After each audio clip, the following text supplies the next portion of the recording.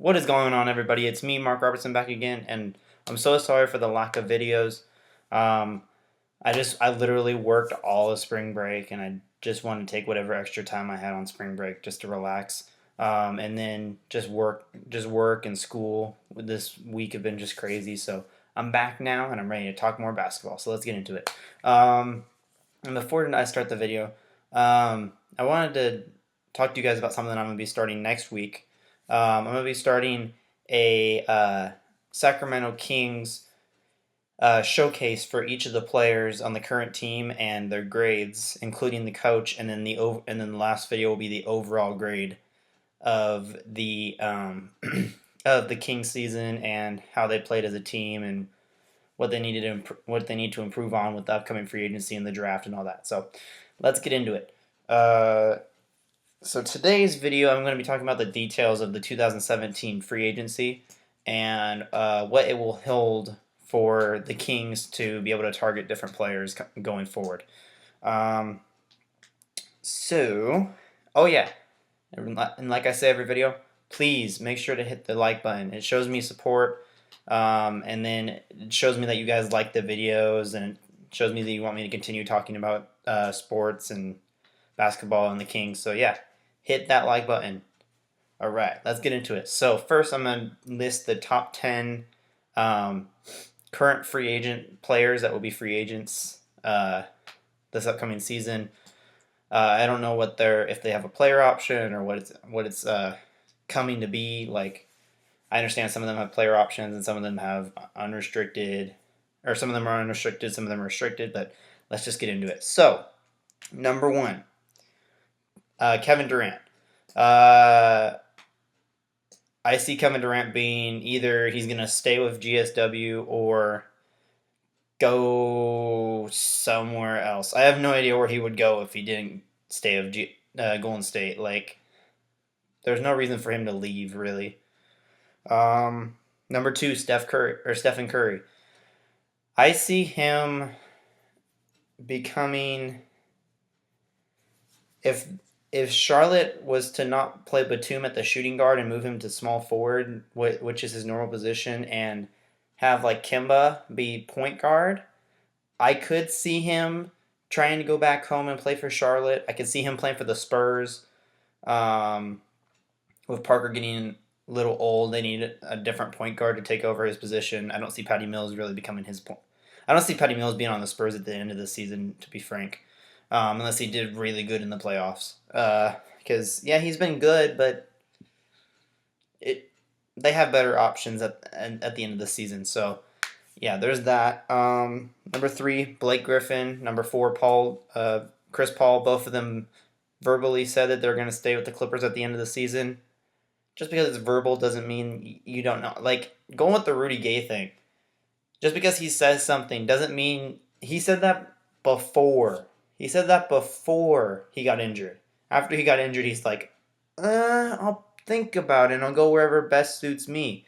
Which, right now, with this team not having a prominent scorer, not having someone that can really be a leadership bug, and at the end of the season losing pretty much probably going to lose Collison and Ty.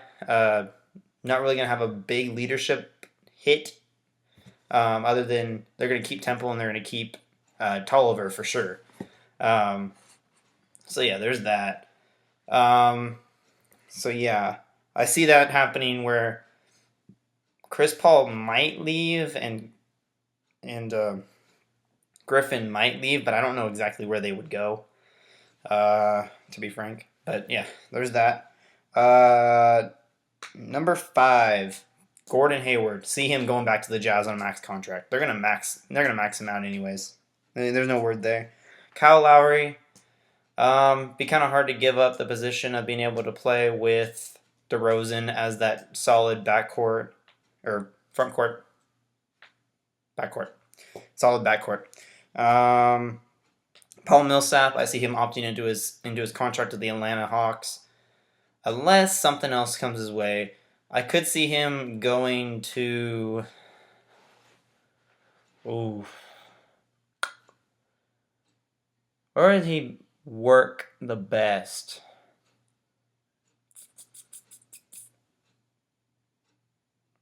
I could see him going maybe the like I don't want him to go to the Lakers because then that means the Lakers become better, but I could see him going to the Lakers maybe because I know Randall's getting better at the power forward. I don't know. We'll see. Number 8, Drew Holiday more than likely will stay with the Pelicans for how hopefully good of an offseason they might have. Them three, him, DeMarcus, and AD would probably be a destructive three trio.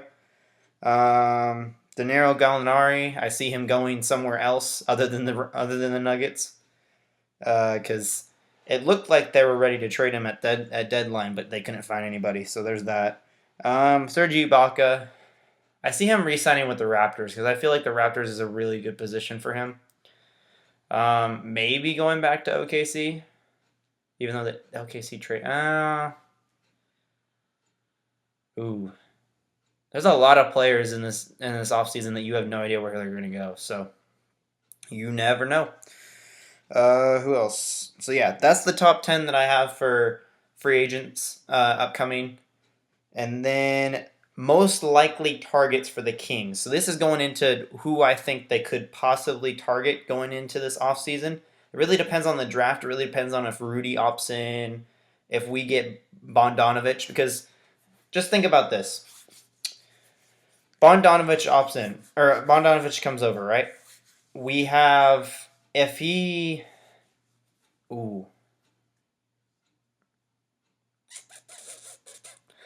I see if Rudy resigns and Bogdanovich comes over, I see them getting Bogdanovich to translate his game to small forward, and I see them trading our pick, the Pelicans pick, and Rudy Gay for the Celtics #1 pick and possibly Marcus Smart.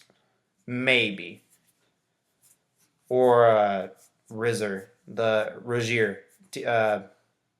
Damn, what's his first name? I only know his last name. Whatever the third string point guard that they have, the Rozier kid.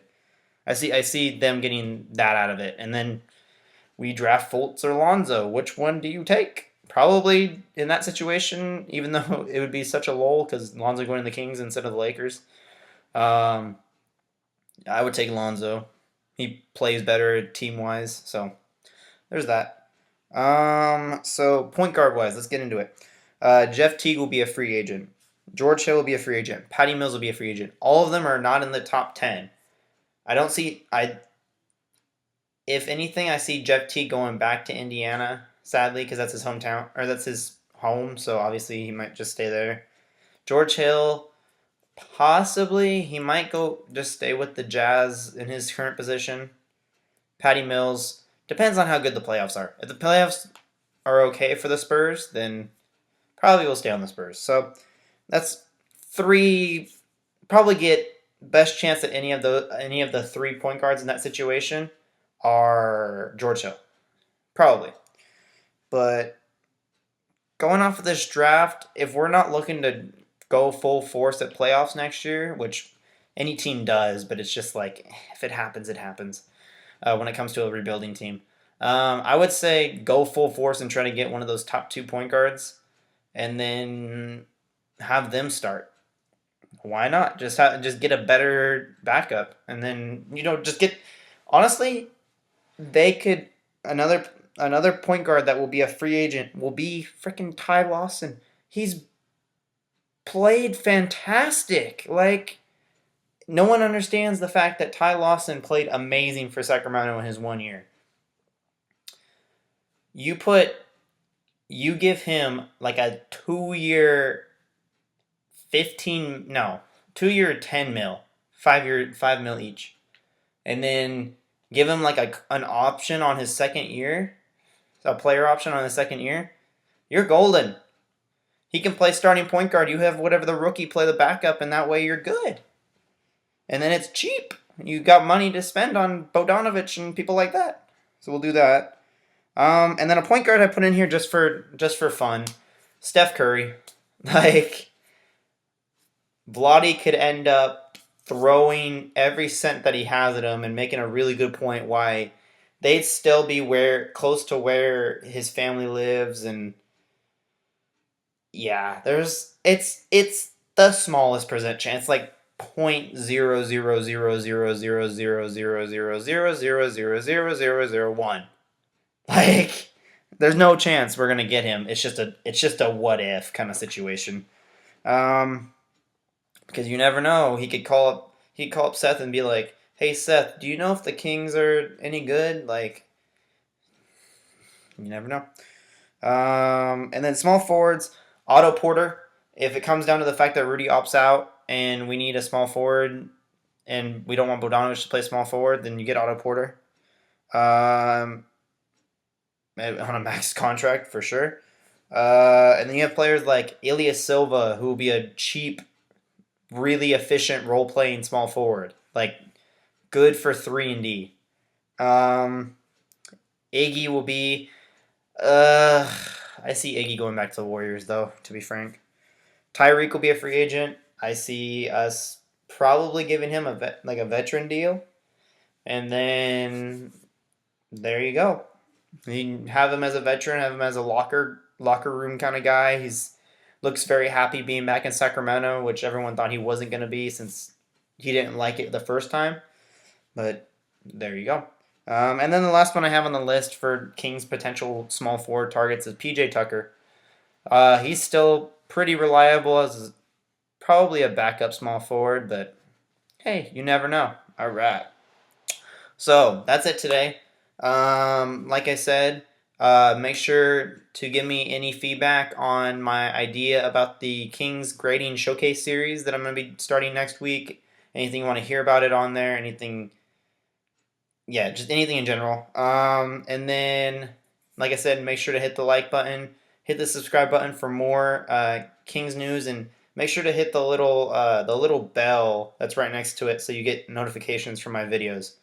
And then, since the playoffs are going on right now, my pick of the day becomes the playoff pick of the day. So, tomorrow's pick of the day, I see Russell Westbrook going off and trying to get a few wins at home. So, tomorrow will be the first win at home for them.